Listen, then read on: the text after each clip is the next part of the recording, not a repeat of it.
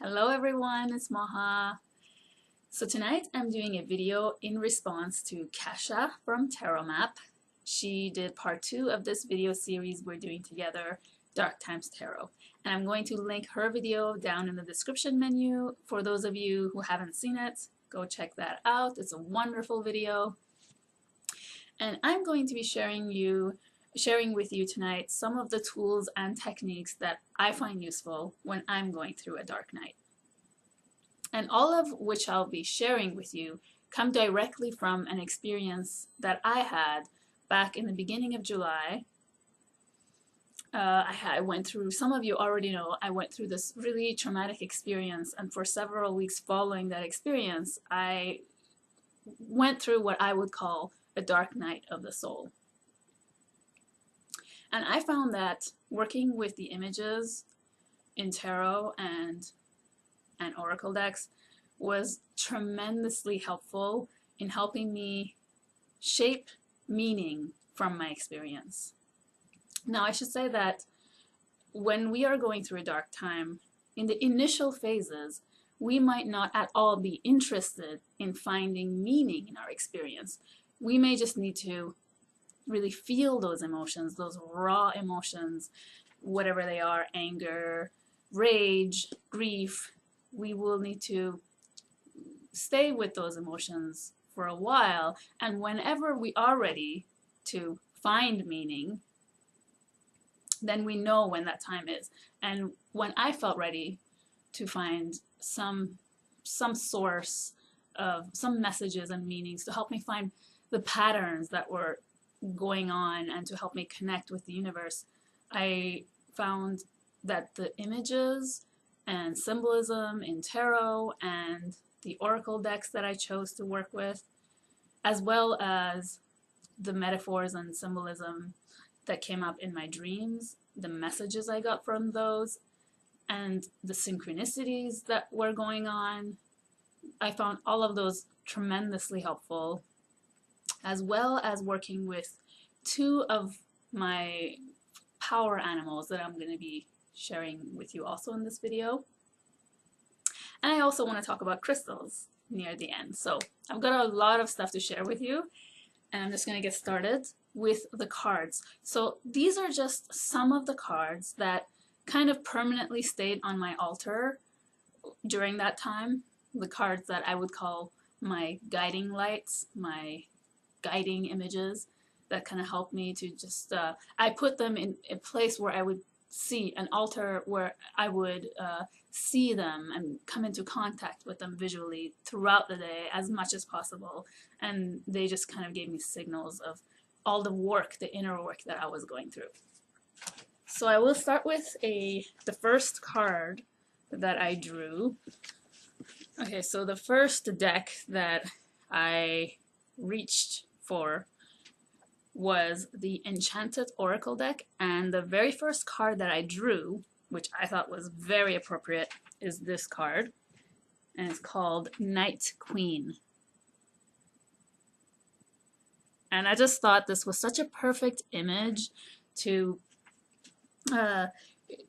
represent that high priestess kind of energy, you know, going within, listening to the intuition. And then I love how the moon is there. I'm going to come back to this card. And then I consciously chose another card from my crystal oracle deck, which is Blue Lace Agate. This crystal, which is so important to me. I've always had such an amazing connection with this crystal, and it's actually my moon sign crystal. I did a video a while back, which I'm sure most of you have seen, but I will link it in the description menu as well, where I talked about the moon crystals. And Blue Lace Agate is a very, very important crystal for me. I find its energy very healing. I will come back to this as well, because I'm going to be talking about crystals in this video. And then the next card I want to show you is this beautiful Eight of Wands from the Sacred Feminine Oracle, Sacred Feminine Tarot deck. And I drew this image that was one of the very first tarot images that I drew.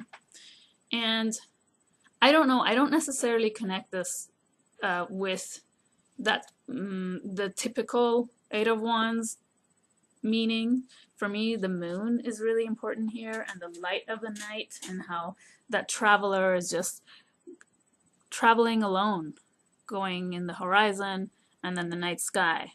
And I want to tell you something really interesting, because I spoke about synchronicities, and throughout this video I'm going to be talking about all of these things kind of as one, because they're all connected.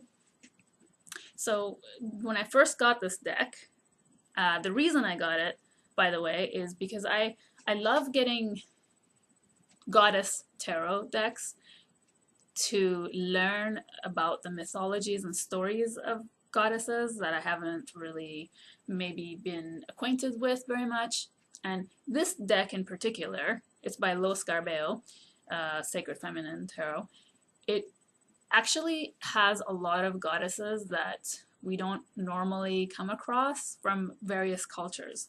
For example, this card, and this is the thing, when I first got this deck, I was just flipping through the little white book, and I just flipped through it, and I opened, my eye just went right to the Eight of Wands, but I wasn't thinking really about the Eight of Wands. I just read this, and I want to read it for you because it just so connects to what I'm about to say. The beauty of the night is that of woman. Laila. Layl means night, the concealed, the beauty of the divine reality that today every Sufi must attain, the cosmic equilibrium of the number 8. I think that's so beautiful. And when I read that, I just thought that was so interesting, because I know the name Layla is an Arabic name, and I've always been familiar with this name, but I never knew what it meant and how it actually is the name of a goddess. And you can sort of see her face here in the night sky. And so when I drew this card, it was just so synchronistic, because I had read that description before I drew the card, if that makes sense. And so she was sort of, Layla was sort of my goddess for the night. These 3 cards were very much my guiding images. And I'm going to come back to this card, all these cards again. Then the other card is this image of, from the Chrysalis Tarot, butterfly. I was looking for, this one I chose consciously because I was looking for a butterfly image. I felt that butterfly would be a very powerful animal to work with as sort of my power animal, because the Dark Night is so much about transformation. And as Thomas More talks over and over about in his book, the night work is the time when we do all the inner work of transformation. And so this was my symbol. But I also found it interesting that this card is called Psyche. And Psyche means soul. We talked about that in the introductory video, how Thomas More in his book, because this series is based on his book, he talks about the soul and working. This is the time where we hear the language of the soul, we connect with the soul. And he, in the beginning of the book, I found this very interesting, because he talks about psychology today having lost the essence of soul. Psyche meaning soul, and psychology meaning the student of the soul. How psychology in the modern day is more solar as opposed to lunar, in that it wants to shed light on whatever the problem is and cure it or label it, give it meds to just get rid of it and be bright again. So he talks about how that the meaning, looking for meaning, which the soul wants to do, is lost in that sense of modern day psychology. So I thought that was interesting, because that was, I also had that connection with this card. And then I had another card, which I'm going to come back to. I want to just talk about the butterfly image. So again, synchronicity is sort of what unfolded throughout all of this, throughout all my experiences with all of what I'm going to talk about, paying attention to synchronicity, most importantly. When I put this image up, I was looking for an image of a butterfly. I was really looking through all my sources, and this is the best I could come up with. In fact, I really do actually love this image. I think it's so beautiful and colorful.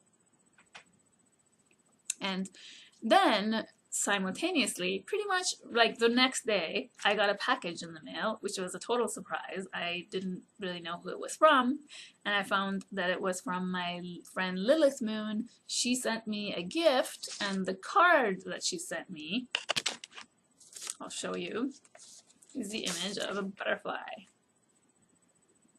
Isn't that amazing? So I had this up on my altar. I just thought the synchronicity of that was so, the timing, I mean, it was just so amazing that I got this card at the same time. I was really working with butterfly energy. And I was also working with the owl energy. For me, the owl is sort of like my spirit guide for the times when I am going through a dark night. It is sort of a set of inner eyes, because the metaphor for the owl seeing in the dark, the owl helps me to see in the dark times and helps me through in my dreams. A couple of years ago, when I had a major breakup in a very serious relationship, I went through a really dark time, and the owl was my power animal. It came to me in a dream, and it was sort of guiding me to see. One of my favorite quotes is by, what's his name? I wrote it down because I knew I wouldn't remember. Theo Roethke. I'm not even going to try to pronounce his last name. Roethke. Roethke. And it's something like, in the dark, the eye begins to see. I think that's the wording. In the dark, the eye begins to see. And that's sort of what I sense with the energy of the owl. My inner eyes, the voice of the intuition. And so that brings me to another card that I drew, which is the Queen of Wands. And at first I was thinking, and this is from I use different decks. This is from the Fairy Lights Tarot.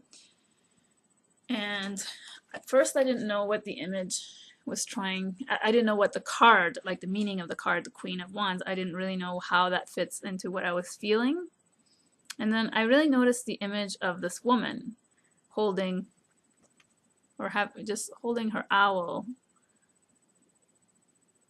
And she looks really dark and mysterious. She looks like the High Priestess to me. And this is a very mysterious card. And the description of this card, very powerful. I will quickly read it for you. One who enchants all with her beauty and wisdom, shining a light of far-reaching brilliance into the darkest situations. So, description that I wouldn't normally expect from Queen of Wands. But again, all of this, like all of these cards and all of the different things that happened were just so synchronistic. And there are a lot of cards that I did draw during this time, but I'm only showing you a few of them in this video, and then I want to show you more in the next video. And I stored all of them in this bag, which smells so good. Oh my gosh, I love the smell. I'm going to talk about scent in the next video as well. And this bag was part of my gift that Lilith Moon sent me, and I put all my cards in here. And she also sent me some incense, which smells so beautiful. Amber. I love amber. Amber, vanilla, and copal.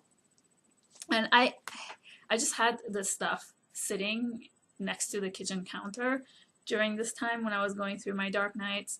And I just, like, getting a whiff of the scent of this brought, at the same time, all these images, including the fact that my lovely friend sent me this gift and that I'm being supported by the universe, and all of this just made it easier to go through it.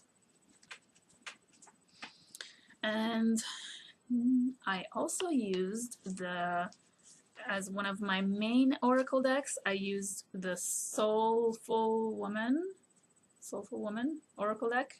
That's what it was called. For a second, I'm blanking out. Yes, Soulful Woman oracle deck. I had the box over there.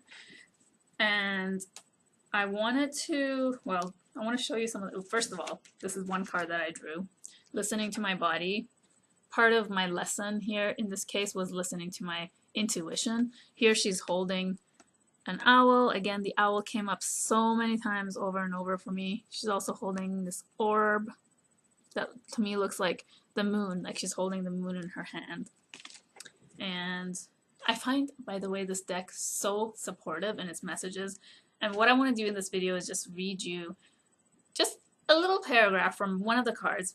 Instead of reading from Thomas More's book, that's what I want to read you this time because it really connects with the message of his book as well. And I will read you this one, which is called Soul's Truth, number 8. And then I want to show you this other one that I kept. I drew about a couple of times, Power of My Voice. This one was also permanently sitting on my altar.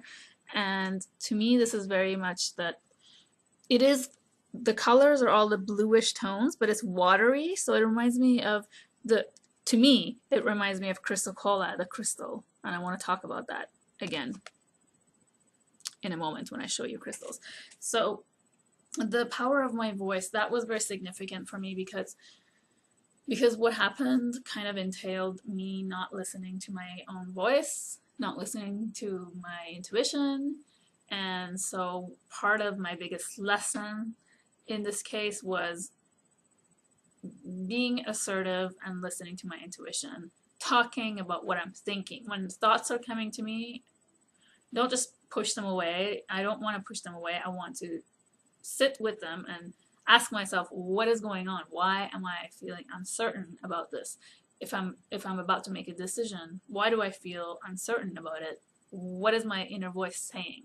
So the throat chakra crystals were very helpful, and also just cards like this to remind me to listen to the power of my own voice. So the Soul's Truth. I want to read you this. Amazing. The path of the soul can be different from that of the rational mind, and it can no longer reveal, and it can take longer, to reveal itself. Whether I am at the beginning, middle, or end of a phase, and this reminds me of the moon, right, with the 3 phases, I embrace the moment for the wisdom it brings. I allow change to occur naturally. Again, I think of the phases of the moon and changes. I wait to see what unfolds, what shows up for me. I give space to the unknown and to myself. And this, to me, relates very much to the work that we do in the dark times. Intentions, and this is interesting, intentions and goals can sometimes be a list of shoulds and must-dos, but soul speaks a different language, one that's free of conventional agendas and ideas. Therefore, I'm willing to take time to simply reflect on and appreciate where I am right now rather than feeling I need to push to create something new. This is really interesting because, first of all, as I said in Thomas More's book, he continues to remind us that this is the time to go within, and this is not solar work, it's lunar work. So this idea of having goals, which we normally do, we always have intentions and goals and really focus on that. But here, we're asked to step away from that kind of mentality, step away from the conscious mind's forceful need to push us to achieving and to getting somewhere, and just let the moment be what it is. The message is, the affirmation on the card is, I listen to my soul's simple truth and allow my life to unfold naturally. Isn't it always the trouble? We want things to happen so quickly. It's hard for us to let things unfold naturally, which is what the soul needs most at this time. And I think this idea of accepting, just simply accepting, not wanting our experience to be any different than what it is, just accepting it. It's really hard to do, but it's not only acceptance, it's acceptance and compassion. Because it isn't easy what we're going through. So we really at this time I think need to do our self-love work. This is really an important time to do self-love, to give ourselves what we need most, and to be with ourselves in a caring and kind way. So the owl, the butterfly, dreams. I wanted to also mention that I had a dream after I drew that card, the Eight of Wands from the Sacred Feminine Tarot. I had a dream. Where's the card? So I can't find it now. I had a dream that I was looking at the moon. I was looking at the sky and I saw the moon. And it was a crescent moon, but instead of being like a typical this way or this way shape, it was another, it was upside down. It was like a bowl shape. And I was looking at it and I thought, wow, the moon looks really different. And then suddenly that shape of the moon went onto my third eye and I kind of got this tattoo, but it was like a glowing tattoo. I got that on my, just in the middle of my forehead, between the eyebrows and the third eye. And I remember waking up and then feeling such powerful energy of the moon. And that's when I was working with these cards. That's when a couple of days after I pulled that image, which I find such a powerful image. Here it is. Once again. Such a powerful image. So these are my guiding images. These are not necessarily my power images, even though they are. Oh, I was showing it to you upside down because my computer is off. I can't see. Here we go. So not sort of powerful images, but guiding images. And I also find that during this time, reading quotes are very helpful. I've written down one here that I had sitting on my night table, and I'll read it for you. It's by John O'Donohue. Beautiful. Each soul is a different shape. Each one of us contains a different world. All that happens to us somehow lives inside us. We do not lose anything. What we have done to ourselves, we carry. Our memories are different from the memories of all other selves. So I think this was very helpful for me because it taught me that my experience that I'm going through right now is a part of me, and it will enrich me, and it will help me to grow and to help me become a more refined person. I don't want to say a better person. I'm always careful when I say becoming a better person because, you know, I want to accept myself who I am right now without having to change myself. But there is the feeling that your growth is always happening. I want to evolve and grow. So my experiences add to that. And I think I think the most authentic answers to our questions come when we go within and just relax the conscious mind and put away all the shoulds and then just see what happens. So I think I wanted to talk about one more thing related to this card. Again, this was a very powerful card for me, as you can tell. This image reminded me of an image in my childhood that I had totally forgotten about. So when I was about 11, my brother had this, I don't know what it was a box, a light box with an image on it and some writing, a text. And the image was actually exactly like this, except there was no female face here, and it was a man walking with footsteps in the sand. And then there was a text accompanying it. And that text, when I was around that age, 11, I was going through a lot of stuff. I was being bullied at school all the time. I had just come to Canada. I didn't speak English very well. I was learning English. So there was a lot of things. And this text helped me so much. So the text it's actually a Christian text. You can Google it. It's called Footsteps in the Sand. And no, of course it's a Christian text. So you have the wording is very Christian. If you could look past that and just read the message for what it is, I think it has a really strong message. And I actually thought about that poem or text, I had completely forgotten about it. So that memory, like this visual memory, came back to me. And then I went online and found the text, and I printed it out actually and put it next to all of the other stuff that were my guiding images. And I'm not going to read you this, don't worry.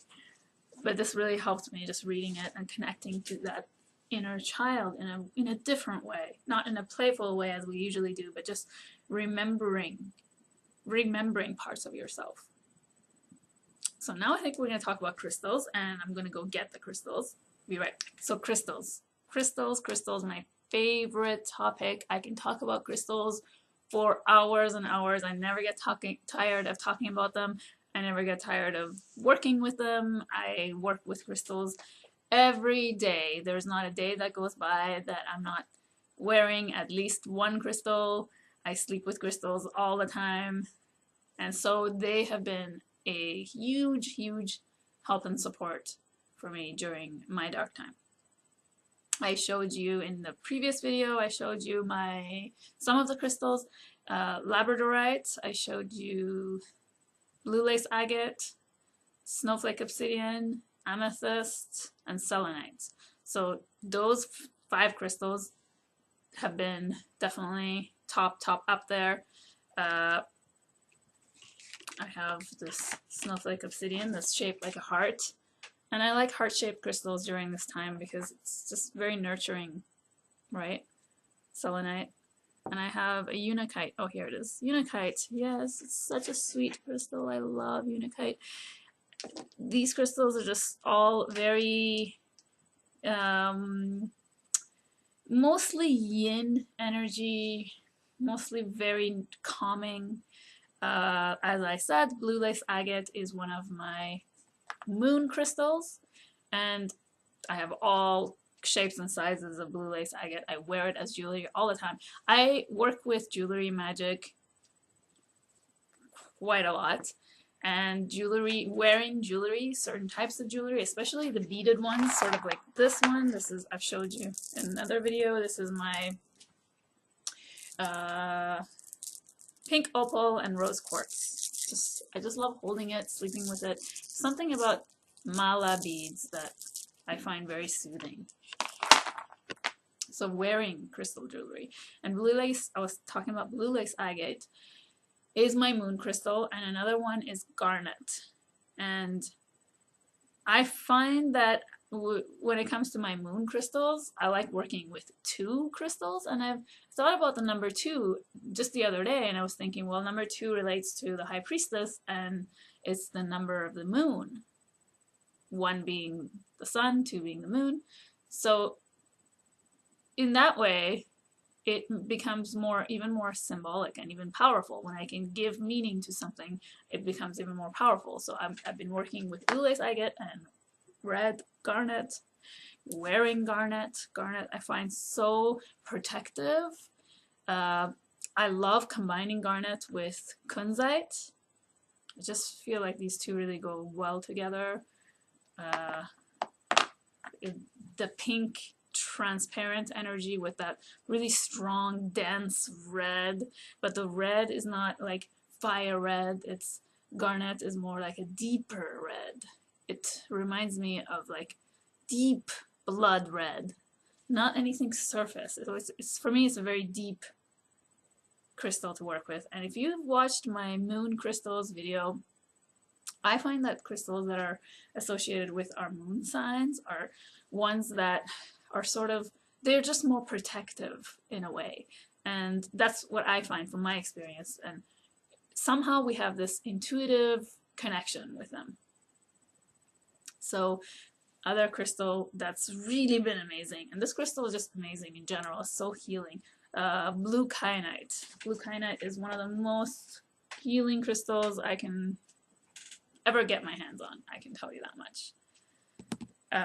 Pink calcite in general, green calcite, blue calcite. I have big chunks of blue calcite that I love to sleep with, and sometimes when I'm sleeping I put the blue or green calcite on my sacral chakra. It's very healing. Pink calcite, I love this one. I like to put it on the heart chakra.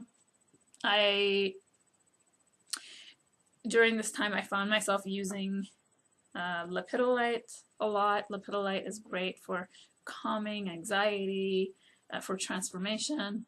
Another crystal for transformation I worked with a lot was malachite. I have all kinds of malachite.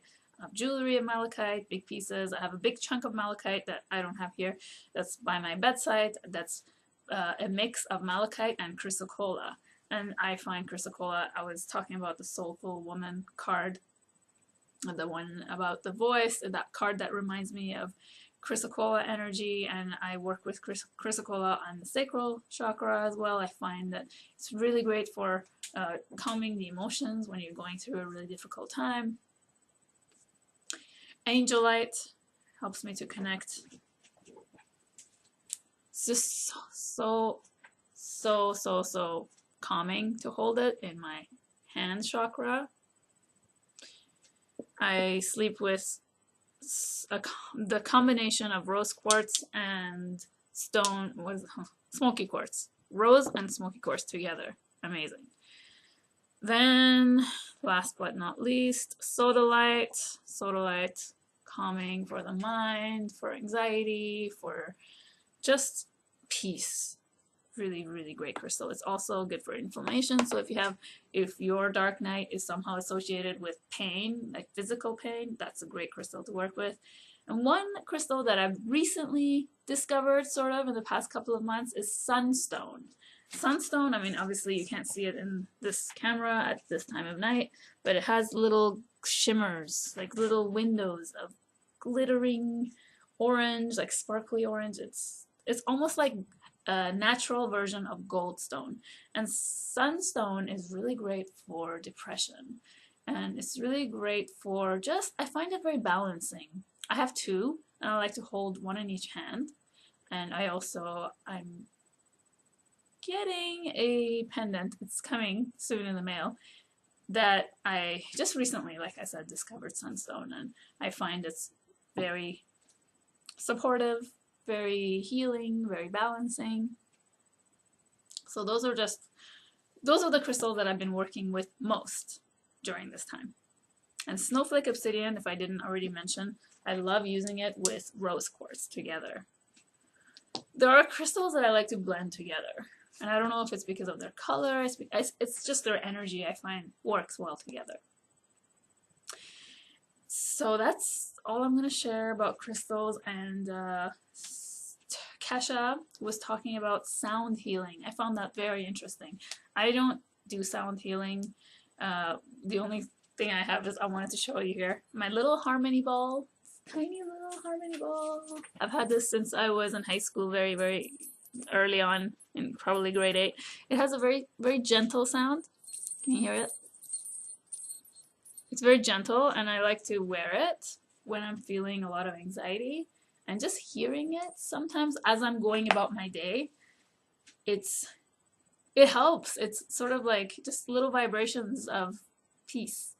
And I shared with you in other videos that I go swimming on a regular basis. So when I go swimming, when I'm wearing this under the water, I can hear it. I can hear the bell under the water, and it's so healing. Combination of water and that sound.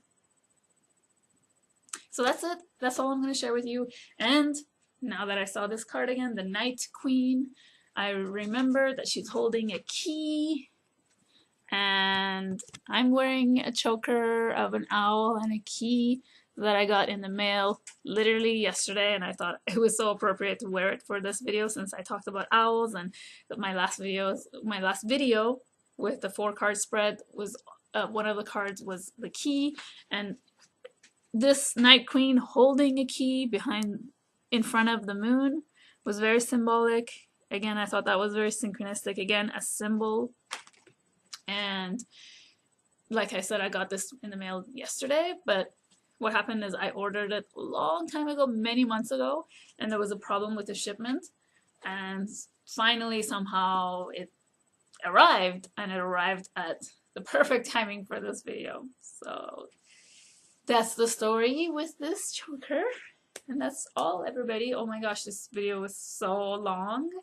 I hope you stayed with me until now, and if you did, I hope this video was interesting, useful, and more importantly that it helped you to sort of see how I have come to this point now, how I survived my dark night, and how these various tools and modalities have helped me. One other thing I should say, one other thing that helped me a lot was, of course, as I've said in the videos prior to this, nature. Nature, and I'm going to talk about essential oils a little bit in the next video. So, I'm sending you lots of love as always, and many, many blessings. Until the next video, bye!